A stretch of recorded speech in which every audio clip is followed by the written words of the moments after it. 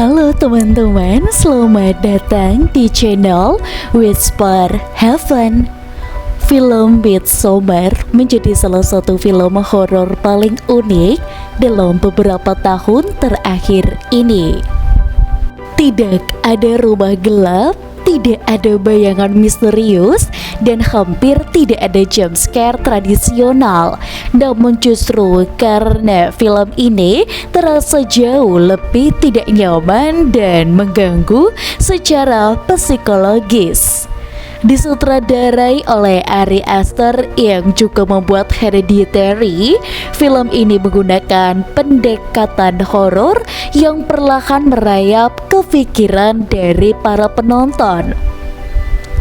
Alih-alih menakut-nakuti secara langsung, Midsommar membangun rasa takut melalui suasana, budaya asing, dan manipulasi emosional yang hampir tidak terasa sampai semuanya terlambat. Cerita mengikuti Dani, seorang wanita yang sedang mengalami trauma berat setelah tragedi keluarga yang menghancurkan hidupnya. Hubungannya dengan sang pacar Christian juga berada dalam ambang kehancuran. Di dalam kondisi emosional yang sangatlah rapuh, Dani ikut perjalanan ke sebuah desa terpencil di Swedia untuk menghadiri festival musim panas yang hanya diadakan setiap 90 tahun sekali oleh komunitas bernama Harga. Disinilah keunikan horor film ini mulai terlihat. Berbeda dari film horor pada umumnya, hampir seluruh kejadian berlangsung di siang hari dengan pencahayaan yang begitu minim dan ladang bunga yang luas, pakaian putih yang bersih, dan senyum ramah penduduk desa menciptakan sesuatu dari yang tidak beres. Tetapi karakter utama terus diyakinkan bahwa semua tradisi itu juga hanyalah sebagian dari budaya lokal.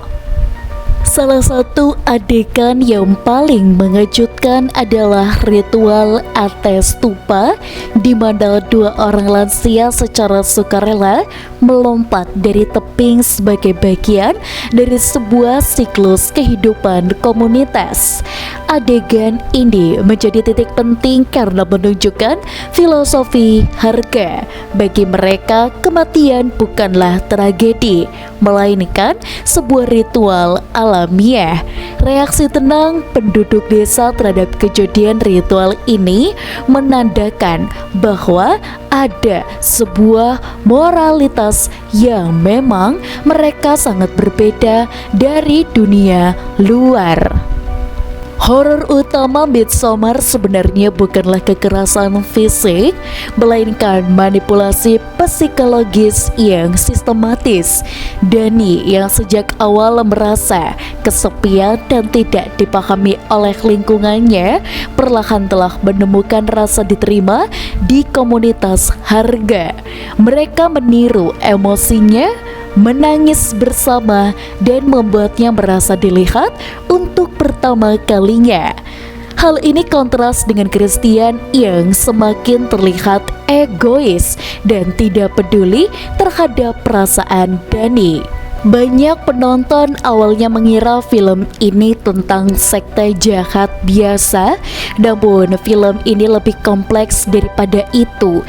Harga tidak melihat diri mereka sebagai seorang penjahat, tetapi di sini dia juga melihatnya percaya bahwa semua pengorbanan dilakukan demi keseimbangan alam dan kelangsungan komunitas. Perspektif inilah yang membuat film terasa sangatlah tidak nyaman karena penonton dipaksa untuk bisa memahami logika kelompok tersebut meskipun tindakan mereka begitu mengerikan. Simbolisme tersembunyi tersebar di hampir setiap adegan. Lukisan dinding di awal film sebenarnya sudah menggambarkan seluruh alur cerita dari awal hingga akhir, termasuk pada nasib para karakter dan penggunaan bunga yang semakin banyak di sekitar Dani melambangkan proses transformasinya. Jangan lupa untuk like, komen, dan juga subscribe. Sampai jumpa.